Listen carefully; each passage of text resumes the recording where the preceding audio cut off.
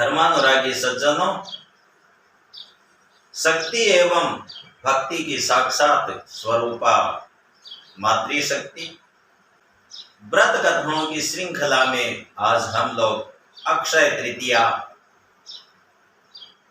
या आखा तीज की कथा का श्रवण करेंगे। सज्जनों, इस दिन किए हुए पुण्य कार्य अक्षय अर्थात इनका कभी क्षय नहीं होता है। यह व्रत पितृ प्रसन्नता के लिए, कीर्ति एवं धन धान्य समृद्धि के लिए किया जाता है।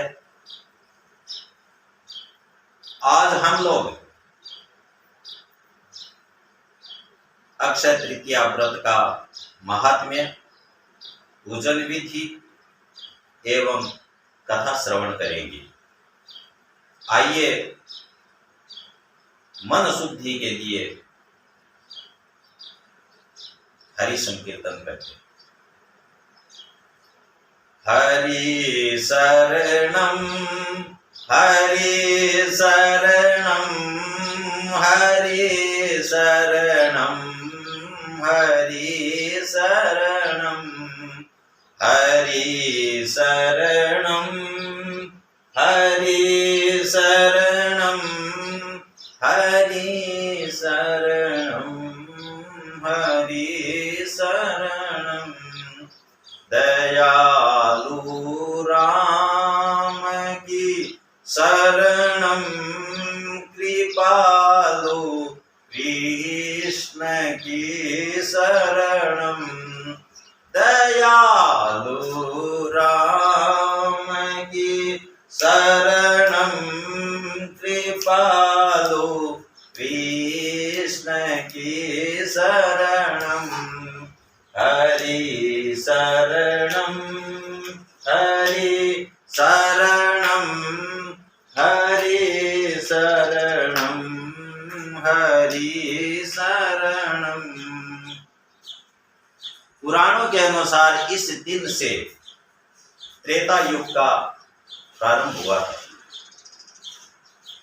विष्णु धर्मोत्तर पुराण में वर्णन किया गया है कि जो व्यक्ति एक भी अक्षय तृतीया का व्रत कर लेता है वह सब तीर्थों का फल पा जाता है। भगवान श्री कृष्ण का कथन है कि अक्षय तृतीया के दिन स्नान, जप, तप, होम, स्वाध्याय, पितृतर्पण और दान जो कुछ भी किया जाता है वह सब अक्षय हो जाता है, अर्थात उसका क्षय नहीं होता है कभी। इसलिए इस तिथि को अक्षय तृतीया के नाम से जाना जाता है। भविष्य पुराण में कहा गया है कि जो व्यक्ति इस दिन जल से भरा कलश, पंखा, खड़ाऊ, जूता, छाता, गौ, भूमि, सोना, गंधोदक, तिल, अन्न और सत्तू आदि भगवान की प्यारी वस्तुएं ब्राह्मणों को दान करता है, उसे बहुत पुण्य मिलता है और वह स्वर्ग लोक को प्राप्त करता है। इस दिन पितरों को तिल एवं जल से तर्पण और पिंडदान भी इसी विश्वास के साथ किया जाता है कि उसका फल अक्षय होगा। शास्त्रों के अनुसार बहुत से शुभ व पूजनीय कार्य इसी दिन प्रारंभ किए जाते हैं, जिनसे सुख, समृद्धि और सफलता की प्राप्ति होती है। इसलिए नए व्यवसाय, भूमि का क्रय, भवन, संस्था का उद्घाटन, विवाह, हवन आदि मांगलिक कार्य इस तिथि को बहुतायत में किए जाते हैं।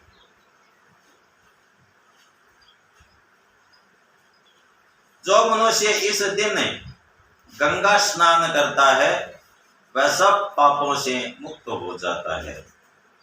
भगवान परशुराम का अवतरण भी इसी दिन होने के कारण उनकी जयंती भी इसी दिन मनाई जाती है। यदि यह व्रत सोमवार रोहिणी कृत्तिका नक्षत्र से युक्त हो तो अधिक फलदायक माना जाता है। भगवान बद्रीनाथ के पट द्वार भी इसी दिन खुलते हैं। शिव पुराण के अनुसार अक्षय तृतीया के दिन आलस्य त्याग कर जो कोई व्यक्ति इस जगदम्बा के व्रत को करता है और मालती, मल्लिका, चंपा एवं कमल के पुष्पों से शिव सहित भगवती पार्वती की अर्चना करता है, वह मनुष्य करोड़ों जन्म में किए हुए मन, वचन और शरीर के महापापों को नष्ट कर धर्म, अर्थ, काम और मोक्ष इन चारों पुरुषार्थों का लाभ प्राप्त करता है। यह व्रत वैशाख मास के शुक्ल पक्ष की तृतीया को आता है। इस दिन उपवास करके भगवान विष्णु, लक्ष्मी, श्री कृष्ण, वासुदेव का पूजन किया जाता है। व्रती को इस दिन प्रातःकालीन कर्मों से निवृत्त होकर स्नान करना चाहिए। विधि विधानानुसार भगवान का पूजन तुलसी दल चढ़ाकर धूप, दीप, अक्षत, पुष्प आदि से करने के पश्चात भिगे हुए चने की दाल का भोग लगाना चाहिए। इसमें मिश्री और तुलसी दल भी मिला दें। फिर भक्तों में प्रसाद वितरित करें। भगवान की प्यारी वस्तुओं का जिसका उल्लेख महात्म्य में किया गया है दान करें। इस दिन जौ के दान का विशेष महत्व माना गया है, क्योंकि सभी धान्यों के राजा जौ है। व्रत के दिन चीनी या गुड़ के साथ सत्तू के दान और सेवन का भी विधान है। इस व्रत की कथा का उल्लेख सज्जनों भविष्य पुराण में आता है। प्राचीन काल में किसी नगर में महोदय नामक एक वैश्य रहता था, जो सत्यवादी, देव व ब्राह्मण का पूजक था, सदाचारी था। वह प्राय दुखी और चिंतित रहा करता था, क्योंकि उसका परिवार बहुत बड़ा और आय कम थी। एक दिन उसने रोहिणी नक्षत्र में वैशाख शुक्ल तृतीया का महात्म्य सुनकर इस तिथि को जो कुछ भी दान दिया जाता है उसका फल अक्षय होता है, यह जानकर उसने गंगा स्नान किया और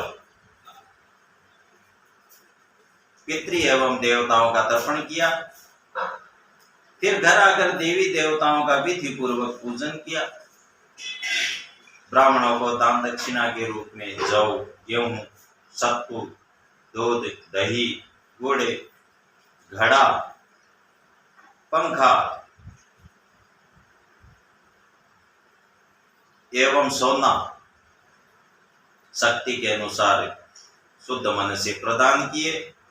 यद्यपि उसकी पत्नी ने दान का विरोध भी किया, लेकिन वह धर्म कर्म से विमुख न हुआ।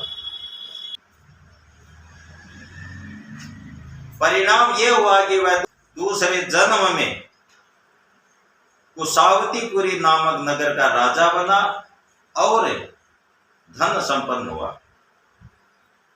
उसने संपन्नता के बल पर बड़े बड़े यज्ञ पूरे किए, गौदान व स्वर्ण दान दिए, अपनी इच्छानुसार भोगों को भोगा, अनेक दीन दुखियों को धन देकर संतुष्ट किया, फिर भी उसका धन कभी समाप्त नहीं हुआ, क्योंकि उसके पास का धन अक्षय भंडार था। उसने अक्षय तृतीया का व्रत विधि विधान और शास्त्र सम्मत के अनुसार किया था। अक्षय तृतीया को श्रद्धा पूर्वक दान का ही यह सब फल था। इसलिए सभी सनातन धर्म को मानने वाले सनातन धर्मावलंबी इस व्रत को पूर्ण आस्था, श्रद्धा एवं विश्वास के साथ करते हैं। जय गौ माता, जय गोविंद।